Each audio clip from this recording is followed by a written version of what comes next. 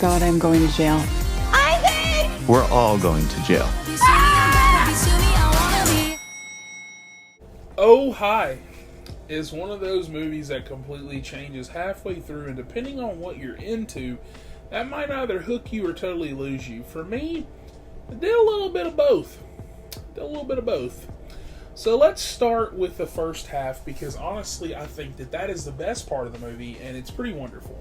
So we follow Molly Gordon and Logan Lerman's characters on a peaceful, quirky little retreat in the woods. There's flirty banter, offbeat humor, and it really feels like they're a couple getting away for the weekend. It's implied that they've been dating for a few months, and things are getting close to serious. The chemistry's great, and the scenes are meaningful. You think Oh Hi is going to be a sweet little indie movie about relationships and communication, and then nope. Now, unfortunately, I was spoiled by the trailer, so I didn't know what was going to happen, but if you didn't, that, pretty cool.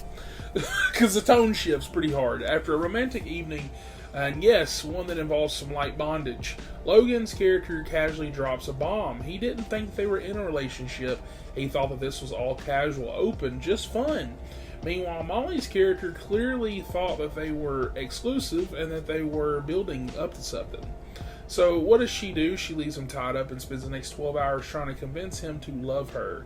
And it goes full Stephen King's Misery, but with much more dialogue and Gen Z type humor and energy. And here is where I'm kind of torn on the movie, because Molly's character is 100% portrayed as unhinged. She's obsessive, erratic, emotionally volatile, but at the same time, Logan's character is kind of a jerk. He clearly led her on. He said, just enough to keep her emotionally invested without actually committing.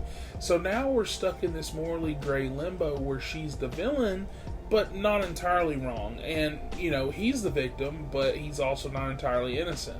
And I like the gray characters in stories, and I like the messy human stories, but the movie doesn't fully commit to that gray area.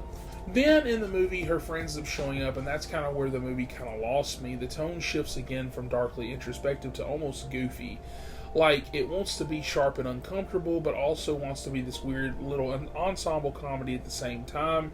And you can feel it pulling in two directions, and neither side really wins for me.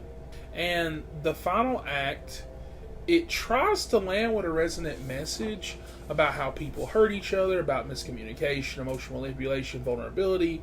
And while that message is there, it also kind of feels pointless by the end. The film sets up something heavy and then shrugs it off with a smirk. I didn't need a neat bow necessarily, but I kind of wanted something that felt like closure. Instead, we just kind of fade out. So, what's the verdict on Oh Hi? I really did enjoy the first half. I love the performances throughout the whole movie. Molly Gordon walks a razor-thin line between hilariously chaotic and deeply sad, and she nails it. Logan Lerman plays the kind of guy you want to trust even when you know better. There are some solid laughs, some sharp writing, and a few moments that made me, wince in all the right ways. But the second half is where it fumbles the bag. It's tonally inconsistent, the weird pacing, and a final message that's too kind of really vague to stick. So in the end, Oh Hi is an intriguing little character piece that works better in parts than as a whole. You come for the performances, you stay for awkward tension, but temper your expectations. Overall, I do think that I enjoyed it enough where I can give it a 6.5 out of 10.